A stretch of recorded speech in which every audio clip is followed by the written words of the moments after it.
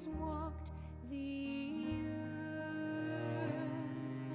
His loving eye, his healing hand brought new life, brought new birth. Although the ones he came to save despised him and refused, still he loved, still he gave the chance to choose forgiveness, life, peace, and blessings. His arms were open wide, inviting them to come inside. Forgiveness, a chance to start anew. That's what is waiting for you if you choose Christ.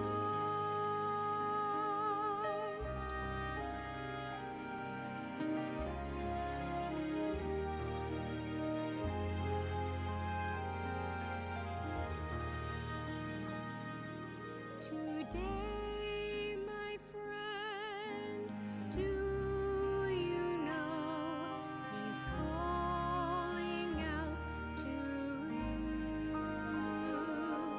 He doesn't care what you have done. It only matters what he'll do.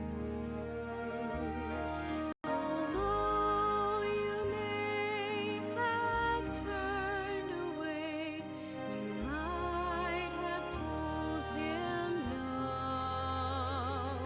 He wants to give you one more chance. He wants to show forgiveness, life, peace, and blessings. His arms are open wide, inviting you to come inside. Forgiveness, a chance to start anew. That's what is waiting for you if you choose Christ. The soldiers mocked his holy name. The council said he was to blame. His followers denied him. His friends, they betrayed him. Still he said,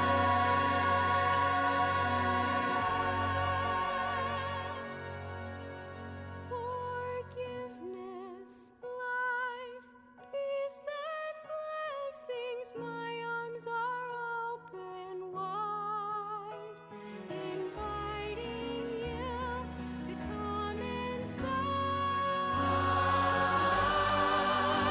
Forgiveness, chance to start anew. That's what is waiting for you if you choose Christ.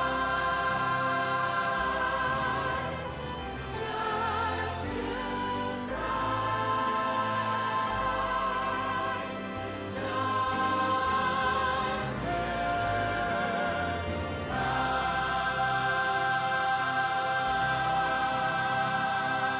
Christ.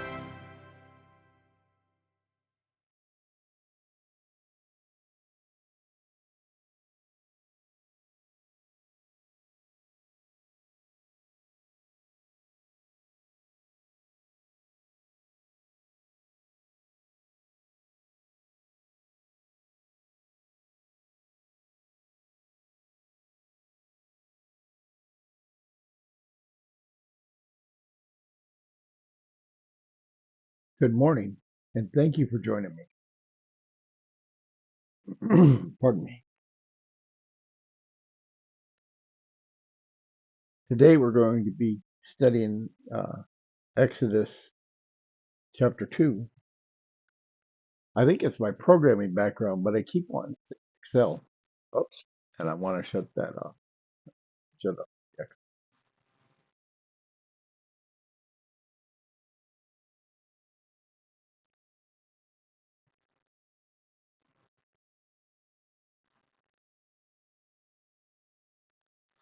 There we go.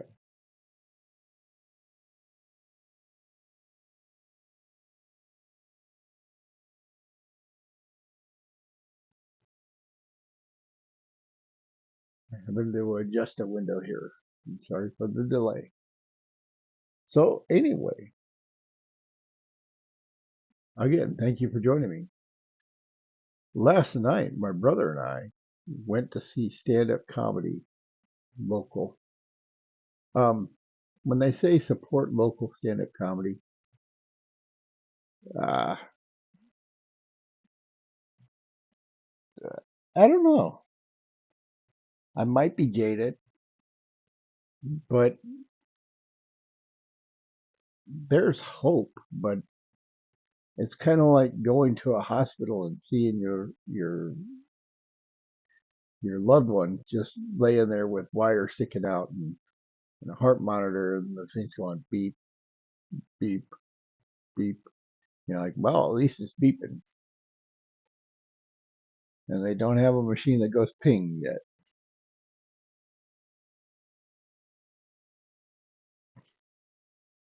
But it is definitely on life support.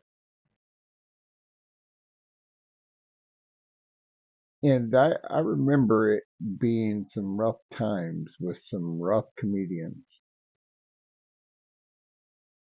But last night, they were like, "Hey, would you like to get on the stage?" And I said, "Well, my comedy is a little bit mean, just to let them know that hey, I'm not a PC comic. I am absolutely I don't cuss, but I am gonna make some people mad because I don't hold back." And they were like, no." And same as I got that same feeling I had back 20 years ago, which was, you know, I could do a better job.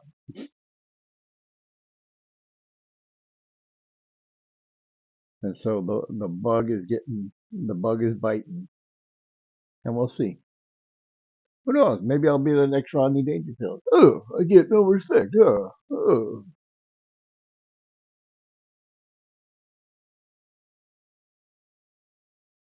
I went to the doctor, Dr. Rady Boombots. I said, "Doc, it hurts when I do this." He says, "Well, don't do that." Huh. I went to the psychiatrist. He said, "You're crazy." And I said, "I want a second opinion." And he said, "You're ugly too." Ugh.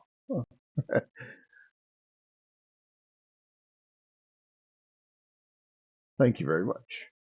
Be sure to tip your waiter. I'm here all night. All right. Well,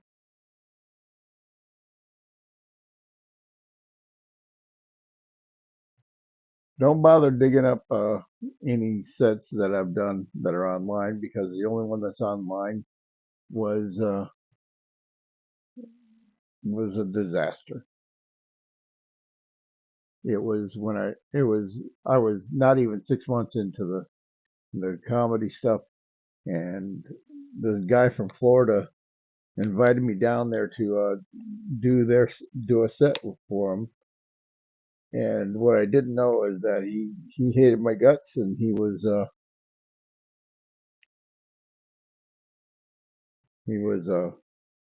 having the mic guy turn it on and off, so that I couldn't use the mic. And when I'd stop and they'd say use the mic, I'd go to use it and it would work. I'd start talking and it'd go out. And it was because the guy in the booth was just messing with me. Because I was from DC, I wasn't a local comic. You know what? That taught me a lesson. The lesson is don't worry about it. It'll be recorded on YouTube and be remembered forever. And it was really bad. It really was.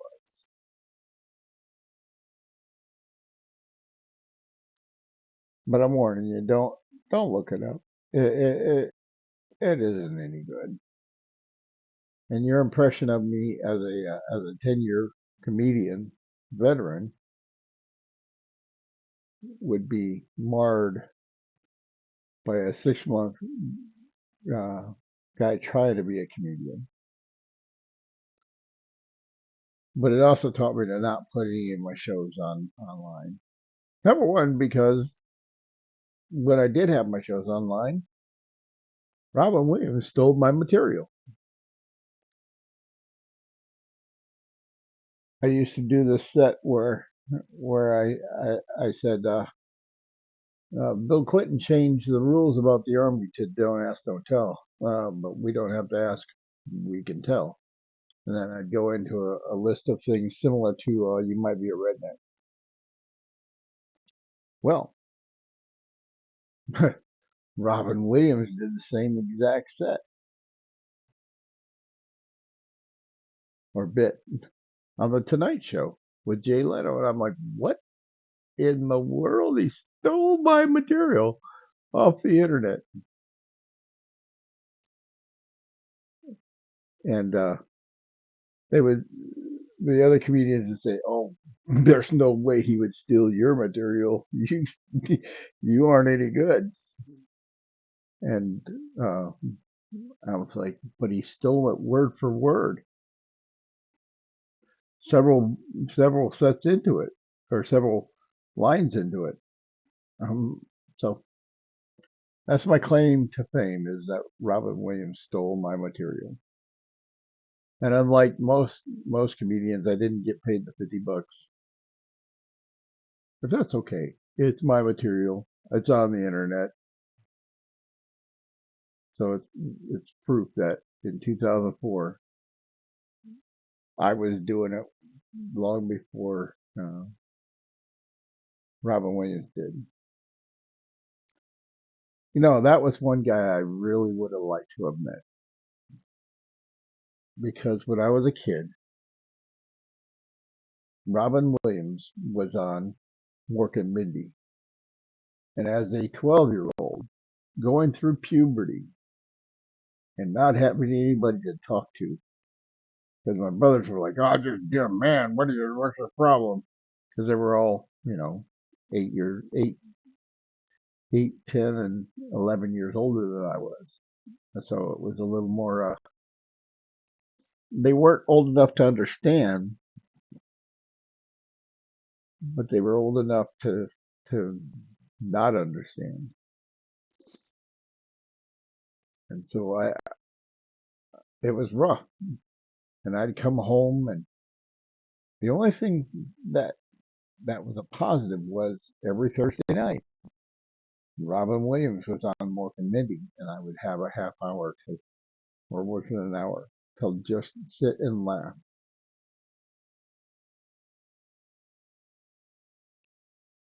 And that got me through a lot of hard times. And that's actually why I became a comedian, was because I recognized this world is hard enough, and we need to stop and laugh.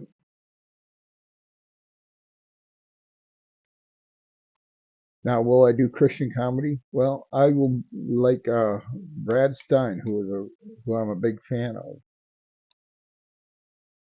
I'm a Christian who would do comedy. What does that mean? Well, it means that it's going to be a cleaner show. Now, my level of Christianity means that I'm still susceptible to things, and the absurdities that I point out don't make a lot of people comfortable. Like I said, I used to do the don't ask, don't tell jokes, and that would alienate a lot of people. And that definitely would alienate people today, because a lot of people today are like, "Oh, you shouldn't make fun of the LGBT group." You know what? And I'm thinking, you know what? To me, it is funny, and I'm going to tell it. But being a Christian comedian that's a Christian, I wouldn't. I don't cuss. I don't like cussing. Jay Leno told me, if you have to put cussing words into your set to make the people laugh, then the joke's not funny.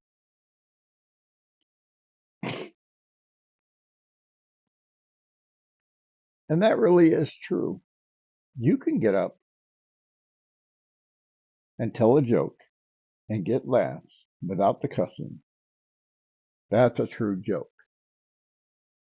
If you get up and tell jokes and the only way to make people laugh about it is by adding cuss words to it, they're not laughing at your joke or your creativity. They're laughing because you're making them feel uncomfortable. And when people feel uncomfortable, they will not remember who you are. They will forget you.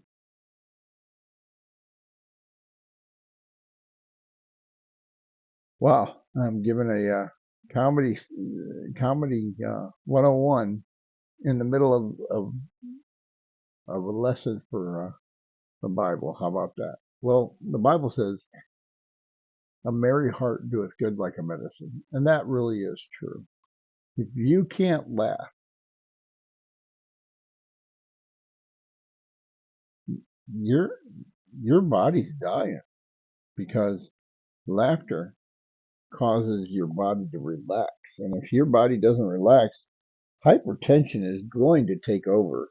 High blood pressure is going to be your norm.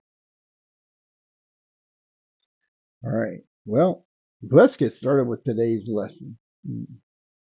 We are we are just getting into the story of Moses.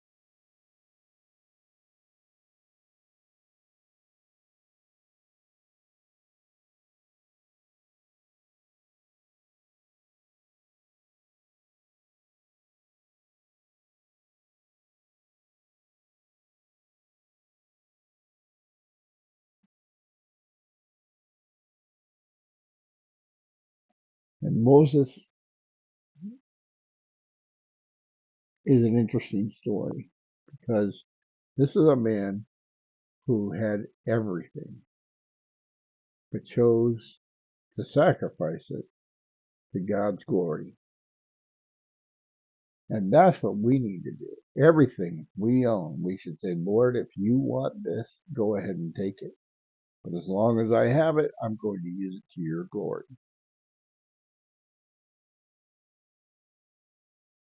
So let's get started. Exodus chapter 2. Exodus 2. And there went a man of the house of Levi, and took to wife a daughter of Levi. And the woman conceived, and bare a son. And when she saw him that he was a goodly child, she hid him 3 months. And when she could not longer hide him, she took for him an ark of bulrushes, and daubed it with slime, and with pitch, and put the child therein, and she laid it in the flags by the river's brink. And his sister stood afar off, to wit what would be done to him. And the daughter of Pharaoh came down to wash herself at the river, and her maidens walked along by the river's side. And when she saw the ark among the flags, she sent her maid to fetch it. And when she had opened it, she saw the child, and behold, the babe wept. And she had compassion on him, and said, This is one of the Hebrews' children. Then said his sister to Pharaoh's daughter, Shall I go and call to thee a nurse of the Hebrew women, that she may nurse the child for thee? And Pharaoh's daughter said to her, Go. And the maid went, and called the child's mother. And Pharaoh's daughter said unto her, Take this child away, and nurse it for me, and I will give thee thy wages. And the woman took the child, and nursed it. And the child grew, and she brought him unto Pharaoh's daughter, and he became her son. And she called his name Moses. And she said, Because I drew him out of the water. And it came to pass in those days, when Moses was grown, that he went out unto his brethren, and looked on their burdens. And he spied an Egyptian smiting an Hebrew, one of his brethren. And he looked this way and that way. And when he saw that there was no man, he slew the Egyptian, and hid him in the sand. And when he went out the second day, behold, 2 men of the Hebrews strove together. And he said to him that did the wrong, Wherefore smitest thou thy fellow? And he said, Who made thee a prince and a judge over us? Intendest thou to kill me, as thou killedst the Egyptian? And Moses feared, and said, Surely this thing is known. Now when Pharaoh heard this thing, he sought to slay Moses. But Moses fled from the face of Pharaoh, and dwelt in the land of Midian, and he sat down by a well. Now the priest of Midian had 7 daughters, and they came and drew water, and filled the troughs to water their father's flock. And the shepherds came and drove them away. But Moses stood up and helped them, and watered their flock.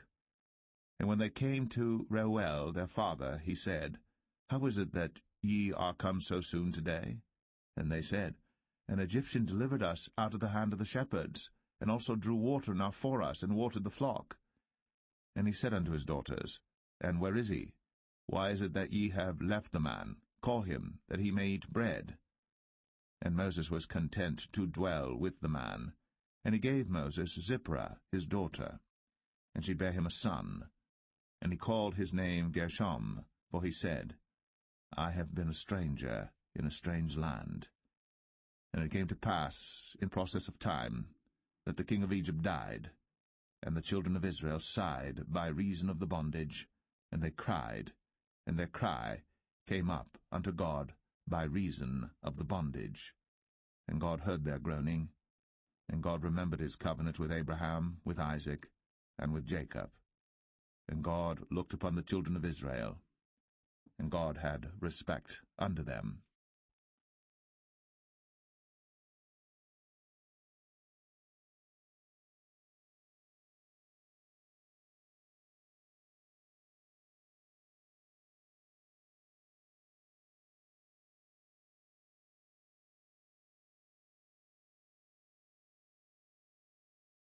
Now, Moses was a Levite. What's interesting is people claim that this story was just about, it was made up and all that. I'm telling you, if I was the author of the first 5 books of the Bible, I would have made myself king. I've been like, and Sensei did awesomely. And Sensei was the coolest guy you ever met. And Sensei became king. Oh, I would. But Moses was writing down the genuine history of the Israelites.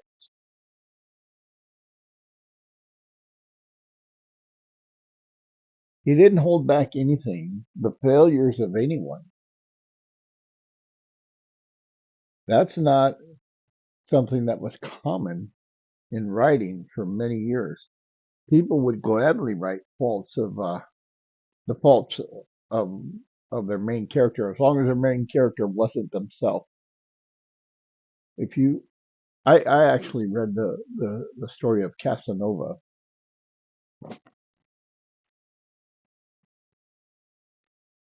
and one thing about that book is it doesn't shed very much more light on the guy named Casanova. And yeah, he was a real person. All it is him bragging about, and I did this, and I did that, I did this, and I did that, I did this, and I did that. Moses doesn't hold back. Moses shows, look, I'm a knucklehead. I got out of God's will, got ahead of God, and I knew I was to deliver him, so I thought I'd do it my way, and it just caused problems.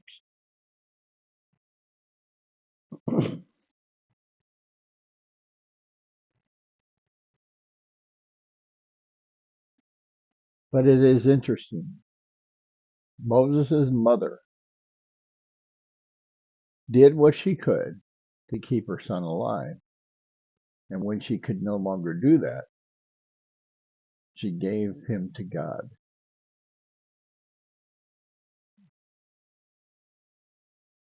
And it's God's provision that caused him to be found by Pharaoh's daughter.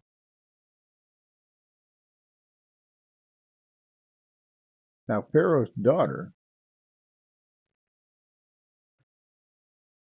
found a baby. She knew what her father had said, that all the male Hebrew children needed to be uh, taken out, and she could have easily done that.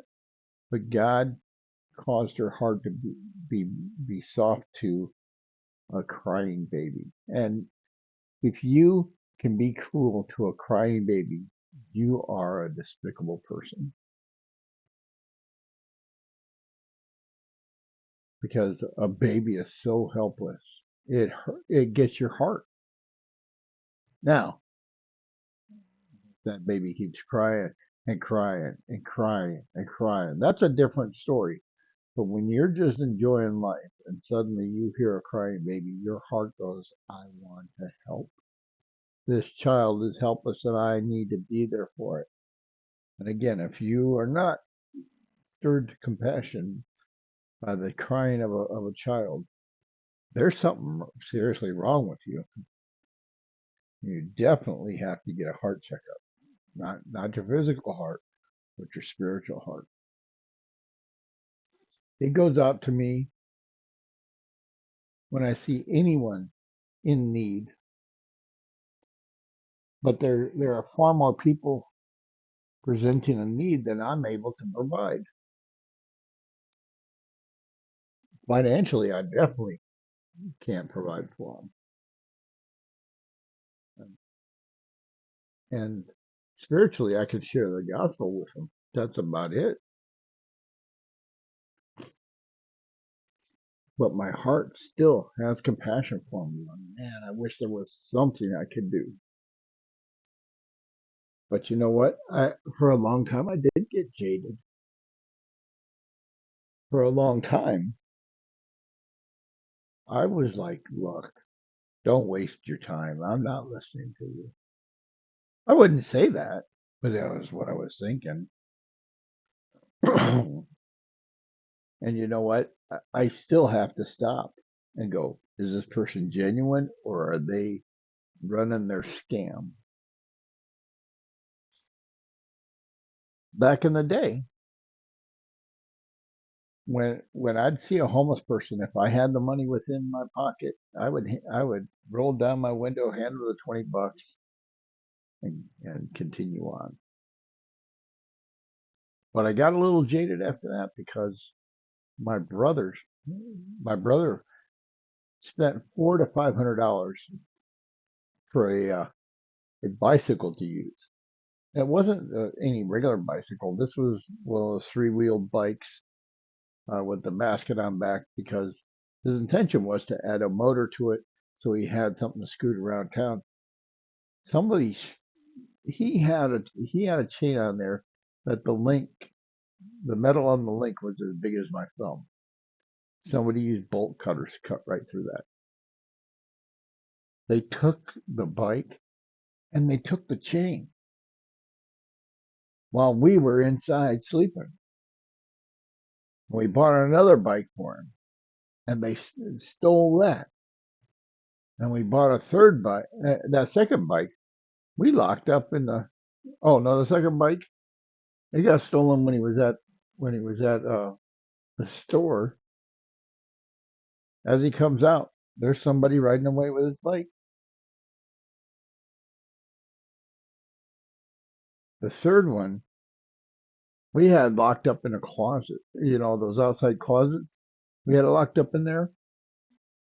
Somebody took a crowbar, pried it open, and stole his bike.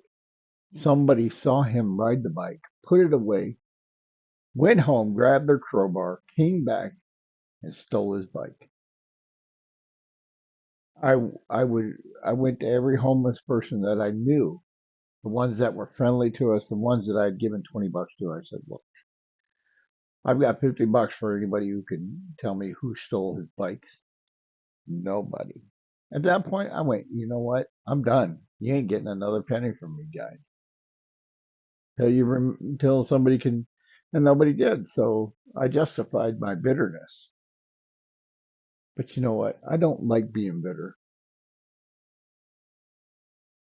because it doesn't do anything for you.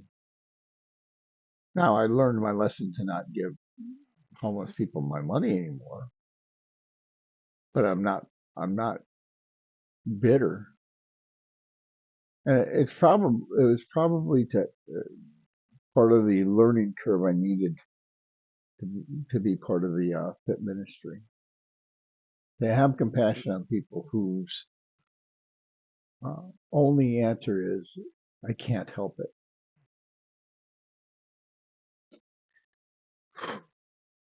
We'll go into that some other time. We're getting sidetracked here.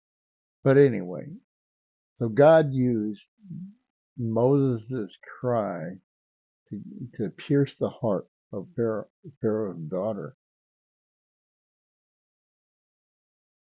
The thing about it is,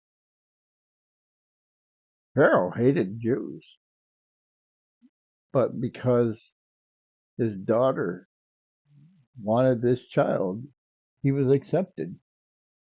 He was the prince of Egypt and could have inherited everything. And as the prince of Egypt, he could have done some really cool stuff for the Jews. He could have started putting in reforms that got things right for them, but that's not God's plan.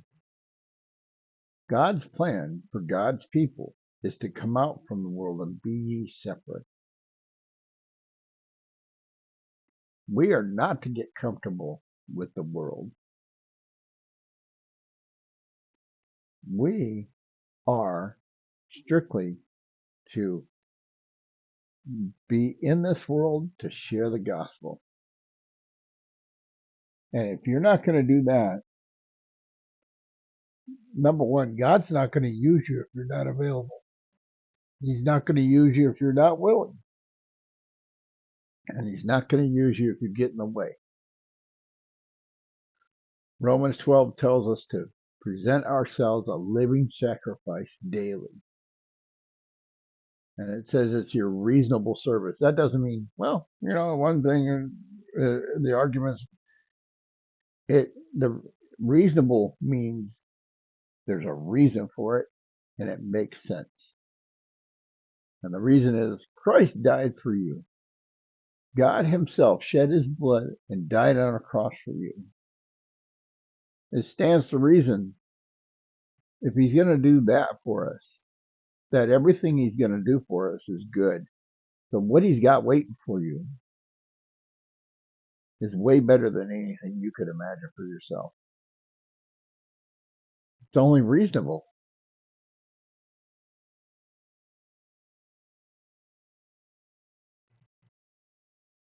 So sacrifice yourself, living, not kill yourself, but say, Lord, everything I've got is yours to use to your glory.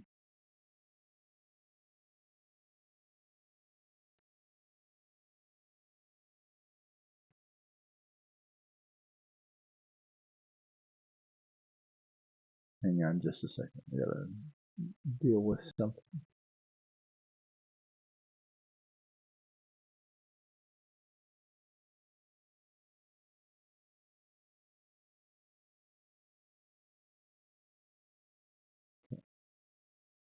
Got that dealt with. Awesome.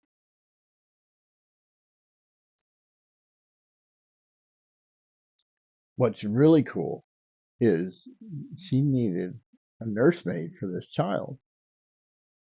And it is a provision of God. You give something to God, what he gives back is far more than anything you ever did.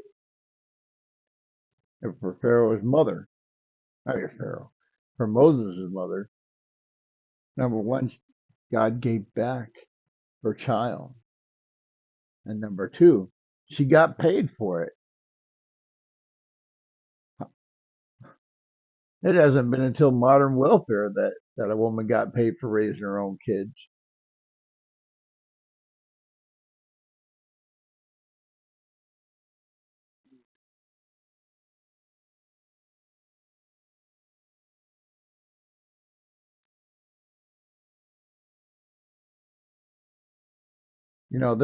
This part right here, where Moses kills the Egyptian, he was second in command in Egypt. He was the prince in line for the throne. He could have done that and far worse, and they would have went, yeah, whatever. You're the prince. You get to do things. But it was because he hit him in the sand,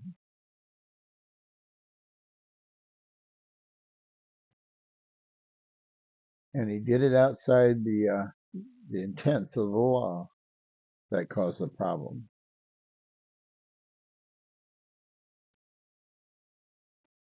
And the problem wasn't that Pharaoh knew about it. The problem was that another Hebrew saw it.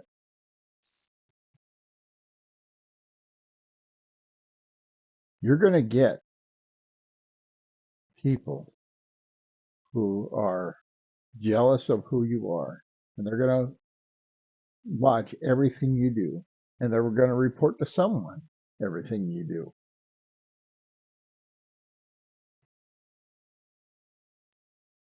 And it doesn't matter whether you're trying to do something for God or not, because that's really what Moses was doing. Is he saw that one of his people needed deliverance, and he tried it in his own strength.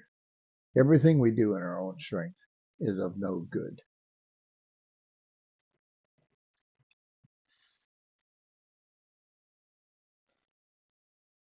But God wasn't done with him, because God had a purpose. And he decided to head out of Egypt, and he ended up back in the promised land where God wanted his people to be anyway.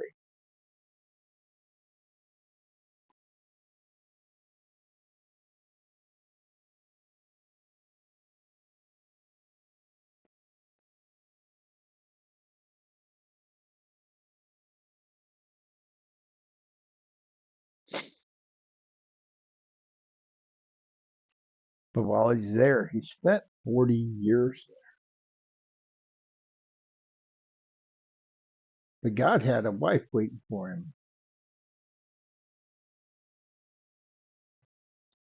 And her father was someone of wisdom that God used to help Moses in some of the times of need for wisdom. The only problem was the wisdom that he had really wasn't refined by God so much as it was the wisdom of man. And many times God said, look, I didn't tell you to do that. You do it my way, not man's way. But there were other times when he made sense. And we'll talk about that as we progress through the first 5 books, because there's some interesting points. All right, well, that's it for today. Thank you so much for joining me. Be sure to hit the thumbs up button, because that's how people hear about about the program. Uh, uh, what is this? Rumble. Thank you. Rumble is a meritocracy, meaning the best, the highest ranked, based on thumbs up rankings, gets the front page. We don't want the front page for accolades. We want the front page so that people see the program, hear the word of God on a daily basis, because it's the only answer for the human being that is dealing with issues. It's the only answer for the state. It's the only answer for the nation. It's the only answer for this world. This world is sin sick. It needs to be washed by the reading of the Word of God. Thank you for joining me. Be sure to join me tomorrow. Share with others so that we get more listeners. And have a great day.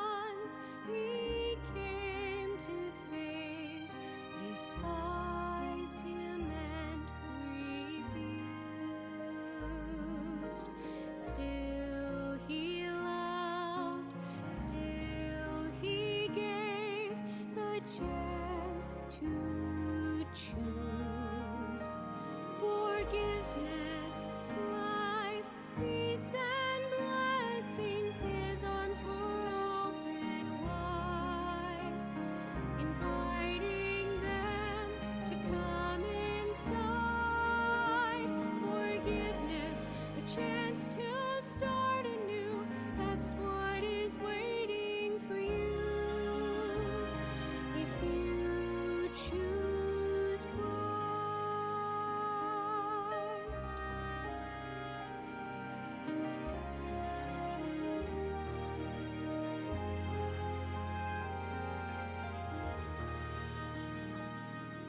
Today